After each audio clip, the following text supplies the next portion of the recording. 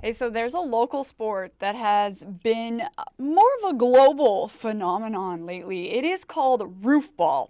It was invented in Beaverton, Oregon, but back in February of 2023, a Reddit post shared Roofball's 2008 World Championship YouTube link, and then Roofball really took off and is now being played all over the world. And I am so excited to be joined by Adam Willis, the president and founder of Roofball Federation of America, on this latest coin conversation. Adam, thanks so much for joining us today. Thank you, Jamie. Good to be here. So good to have you. Okay, Adam, I have known about Roofball for years. You and I worked together back in the day, but for people who have yet to hear about Roofball, which I know is a very small group these days, but how do you play the game of Roofball?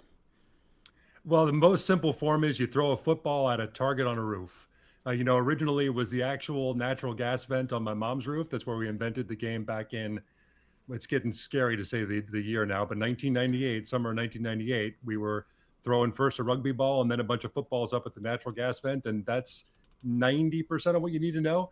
One of the things I love about roof ball is the devil is in the details, but basically, yeah, take a ball, throw it at a target on the roof. So the scoring, how does that work, Adam? All right, so you get 5 points for hitting the pole itself. If you get the ball to go up and around the pole and it comes down the other side, that's 10 points. So that's a lot harder, but obviously a good reward. When it comes back down, if you catch it, that's a bonus point to whatever has already happened. And then you do not want to throw it over the roof because that's a -5. You get 10 throws in the game. You're playing in three-person games, and then you advance through as you win or do well. In that video there, we just saw you with a rugby. Now that's part of the backstory of Roofball, right? I'm trying to point you. It's right there. That's the ball. Can I do it? Right about there. It is. There we There's go. the ball. So yeah, that's part of the lore. Yeah, back in the late '80s, my dad was a traveling salesman for a steel company, basically, and had racked up a whole bunch of frequent flyer miles and took my whole family over to Europe that spring. And we were in London. Our last stop was in London, and we went to a department store, and it was the whole thing of like you get one thing. And for some reason, I picked a rugby ball. Now, rugby is still not that huge in the U.S., but it was not. It was nothing in the late '80s. So I don't know what I thought I was going to do with the ball, but when I got it home, I needed something to do with it. And so I started throwing it up at that pole. And the reason that the around came into being is because I didn't want to hit the pole. I didn't want to damage part of the house. So I was trying to get it to gently roll up and around the pole. And then the ball just sat there for 10 years after I got bored. And then some of my sister's friends found it and said, "What's going on with this rugby ball?" And we started to throw it back at the pole. And again, there was only one rugby ball and a bunch of us. So we got some footballs out, and thank goodness my mom was not angry at the time, because we had a lot of fun. And I think we built the scoring system out in about 15, 20 minutes back, in the summer of '98. And then January 2nd of '99, we had our first ever actual organized tournament. But yeah, it all came from getting that rugby ball in London. Has the scoring system ever changed? There are tweaks to it. Yeah. In fact, one of the things I've had to do over the last couple of years, I had a guy named John Hines who runs our tournament out in Western Michigan, out near Grand Rapids. He called me on tournament day and said, "Hey, listen, we have too many balls going over the house, but if we make it as punitive as it is right now, people are going to stop trying to hit the pole. Can we reduce the over to -3?" And I kind of did one of these, and I was, for 25 years we've never done that, but I was like, "Yeah, okay, that makes sense." And one of the things that I love about roof ball is that every roof is different and you can play in almost any roof. And so having those house rules to kind of make the scoring system work better for that particular venue is one of the really fun things about roof ball. Let's go back to when that YouTube link was shared on Reddit, Adam. So February 2023. What was that like? How did you realize that YouTube link was blowing up? Well, you'll probably know the name Michael Serrano. He was a coworker of ours back in NBC Sports days, and he saw it happening. And I got a text out of the blue from Michael Serrano saying, "You might want to check out your YouTube link. You might want to go check out Reddit." And by the time I got to it, the likes were in the six figures. And the YouTube channel, when that post got posted on r/videos, we had 12 subscribers to the Roofball feed, and within a week afterwards, we were over 1,000. So it was really crazy. And the other thing was I had just gone back and digitized, ripped a bunch of DVDs with old broadcasts on them and put them up on our YouTube site in November. And one of those is the one that this guy who lives in Ohio that I'd never met before decided to post. And he just said, "This is really interesting. Take a look." And to my great surprise, hundreds of thousands of people did. And it really went from Roofball is something that, 15, 20 players, all of whom I know, were playing somewhere near Portland, Oregon, to we had tournaments in New Jersey and in Michigan and San Diego that year. So it happened really fast. It's one of those, 25-year overnight success stories. Success being in quotes there, but it definitely blew up out of nowhere. It was a crazy couple of weeks. And then Barstool got a hold of it and started talking about Roofball, right? Yeah, that was another really crazy thing. Someone reached out to me from Barstool. In fact, the great Travis Demers, who is a friend of mine, we go back a long way. He got approached by the Barstool people who had seen him doing commentary in that 2008 tournament. They found him through the Blazers, and then he said, "Hey, Barstool is going to contact you." And I thought it was just like they wanted to do a story or something. I didn't realize they wanted to have their own tournament, which is what they were working on.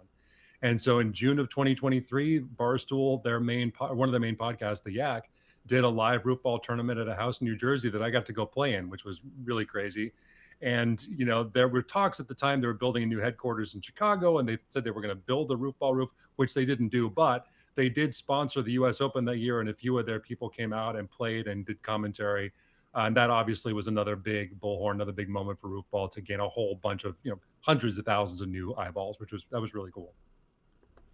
So Adam, for years you had like a format. You would have I forget the order, but World Championships. You've got the U.S. Open, right? And it was always played in Beaverton, Oregon, at your mom's house. Which we're going to talk more about your mom coming up here in just a little bit because she's Okay. become a fan favorite on the live streams for sure. She's one of my favorites as well. But now you're going all over the country, and now even worldwide, we're playing Roofball, right? Yeah, probably up to this moment, one of the wildest things that's ever happened to me is I got an email from a guy in Australia named Kurt Spinelli saying, "Hey, we really love watching Roofball over here. Just wanted to give you a shout out and let you know we're thinking about putting on a tournament." And it was essentially asking for my permission, which I thought was hilarious. And they had a tournament they called, so it's like Sunday Fun Day in the US. I guess the term for it there is Silly Sunday. Hmm? And so they had a Silly Sunday tournament, and they play in a backyard, they throw it at a chimney or a vent again up on their roof. And then this last year, they had the first ever Australian Open, and they had, I think, 20 guys in the back, and it really felt like kind of old school roof ball. It was just a bunch of guys basically having a good time in a backyard, drinking some beers and having some burgers and throwing a ball at a roof. And again, full production. They had a score bug, they had commentators, the whole deal. So watching this thing happen 9,000-ish miles away from where it was born was incredible. One of my big dreams is to have, their champion come and compete for the actual world championship someday. But that was wild. That's so awesome. And you have had people come to Beaverton and compete in a Roofball tournament from all over, right? Yeah, I think we've had some East Coasters. We've had a guy from Florida. Mhm. We have a regular that comes up from Southern California. And then the most interesting thing to me, I think, is how embraced it's been in the Midwest. We have almost more roofball players now in Ohio and Michigan than we do in Oregon. And so those guys, they have a group they call the Midwest Bad Boys, which is for the really good players from the Midwest. And they have their own T-shirts, and they really want to beat the Oregonians. And so yeah, they've come out for the World Championships. They've come out for the U.S. Open. It's been so cool having them out there, especially when you have someone that maybe has seen the roof on YouTube a bunch, but has never been out here. And so they're looking at it like you might look at the Roman Colosseum or someone's first trip to Madison Square Garden or something. And they're just looking around like, "Oh, wow, that's the actual roof." And I'm like, "Yeah, it's my mom's house, but sure. Yeah, I get it." And that's been one of the coolest things is watching like the big eyes, like a little kid going into Disneyland with, it being a 35-year-old man peeking around the corner and seeing my mom's roof. That's been very exciting and very weird. And there's mom's roof there. There it is. The famous vent, Adam. Yes.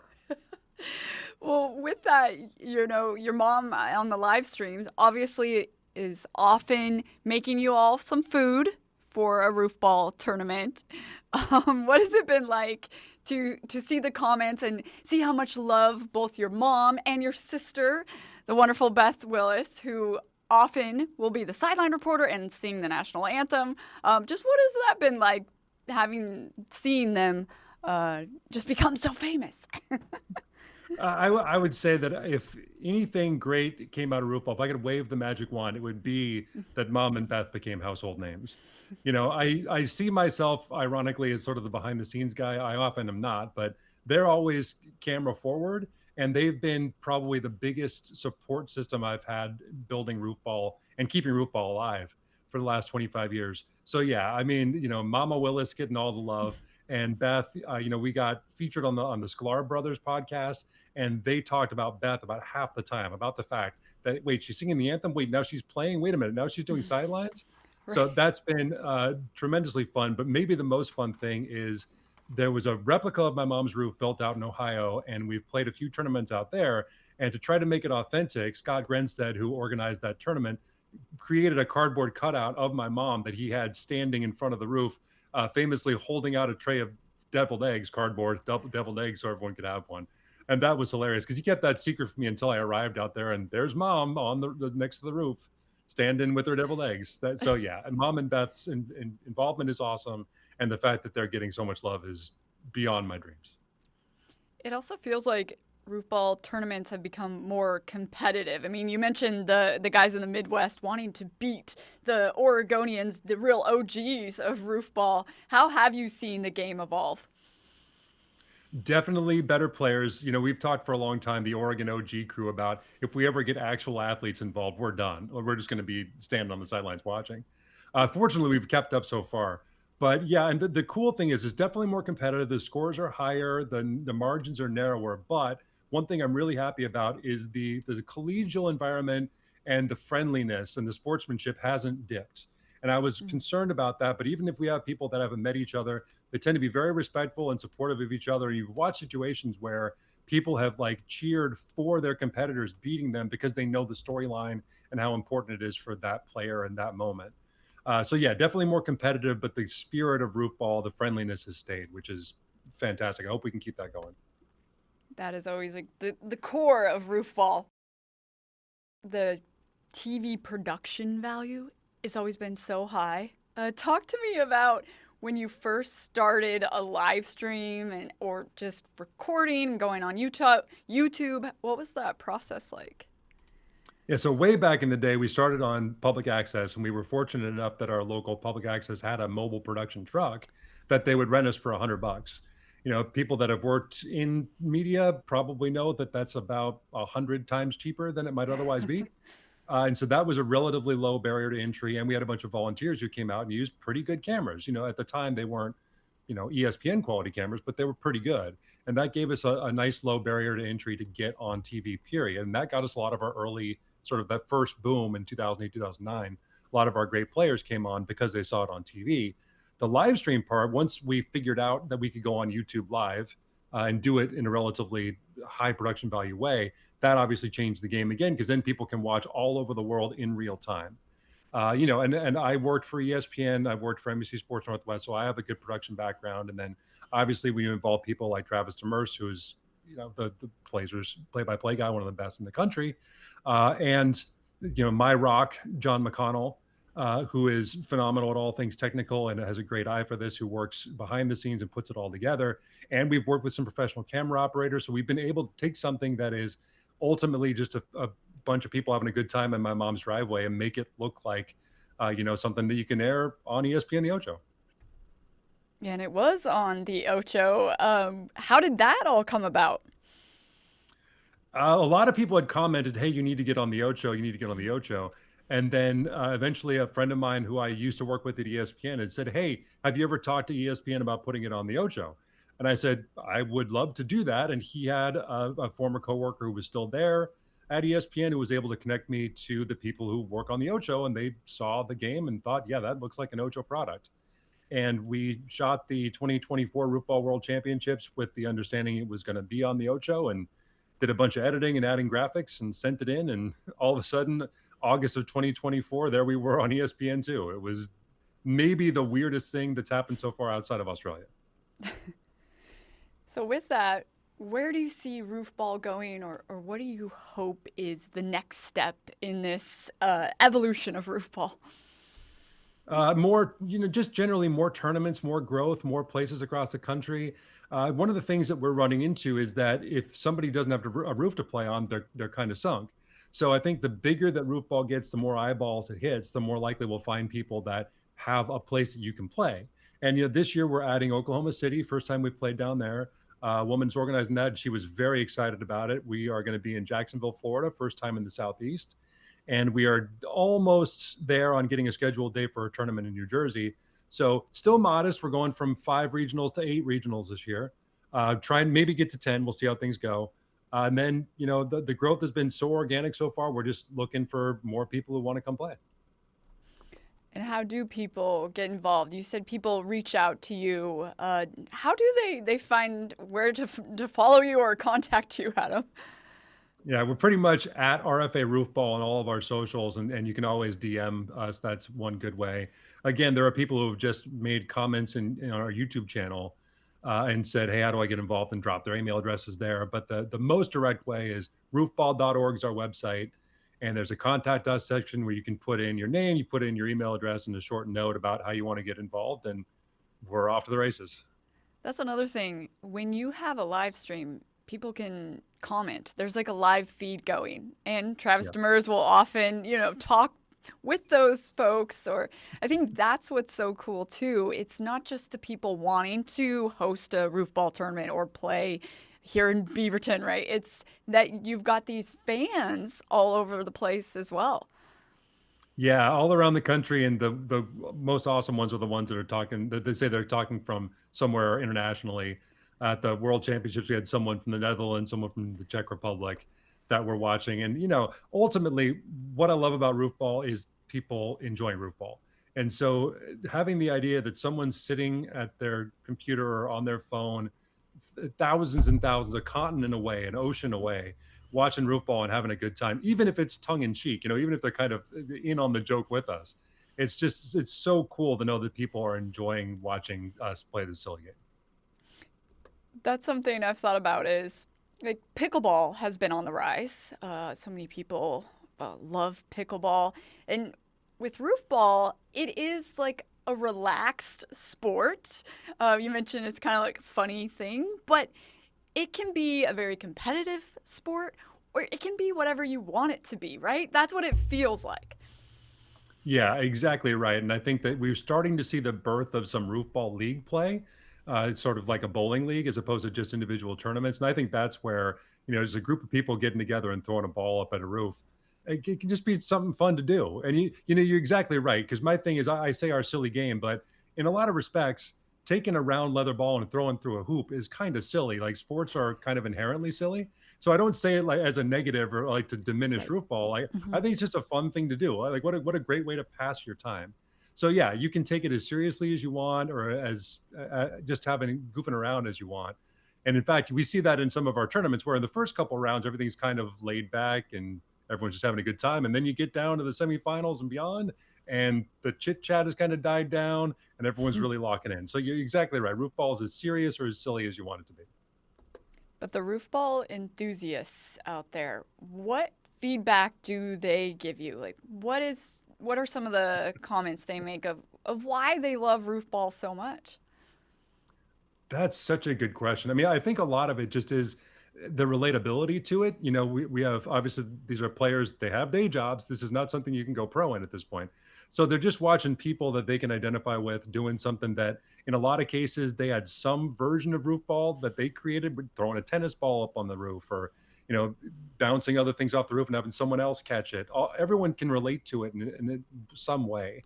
That's a big one. And then, then a lot of people have their tweaks they want to see made. They want the Volvo back from the early tournaments that we got rid of in 2011. They want to see. They think this one roof is not good for roof ball. This other roof is better for roof ball. That kind Mm. of thing. But ultimately, the people that seem to love it, I think again they love the semi-serious aspect of it. I think they love how serious we're taking an inherently silly thing. And I do think that the more serious we take it and the more intense the players are, the more enjoyable it is to watch. Thinking back to when you had your rugby and you were just starting to throw it up on the roof, did you ever think that Roofball would now become what it has today, Adam? Key thing, it's a two-part answer. Number Yes. one, no. When I was throwing the rugby ball, absolutely not. After we played the first tournament, I started to think maybe something will happen. But the roof ball great Buddy Emmons, the 2000 U.S. Open, he said something that has kept me going right now. Because Buddy is a cynical man, and he doesn't think that anything is going to work. And we were sitting on my mom's back deck after a tournament, and he kind of looked at me and he kind of nodded for a second and said, "You know, I think this could be a thing." And that literally motivates me to this day that Buddy thinks this could be a thing. So starting then, I started to think, well, maybe it could be. And 8 years later, after I moved home, I lived on the East Coast before then. We got on public access. And then, a short 15 years after that, the Reddit post blew up. And yeah, roof ball is kind of a thing. And I'm hoping that it keeps becoming more and more of a thing. So do we, Adam. Hey, so thank you so much for hanging out on this coin conversation. I really appreciate it. One more time, though, where can people find more info on Roofball? Contact us section at roofball.org. And then all of our socials, Instagram, TikTok, YouTube, are all at RFA Roofball. And when's the next Roofball tournament? March 28th, the Oklahoma Regional, first ever down in Oklahoma City. I'm really looking forward to that. That is exciting. Awesome. Well, thank you so much, Adam. Good luck, and I'm sure I'll be seeing you at the next tournament. All right. Thank you, Jamie. Thanks, Adam.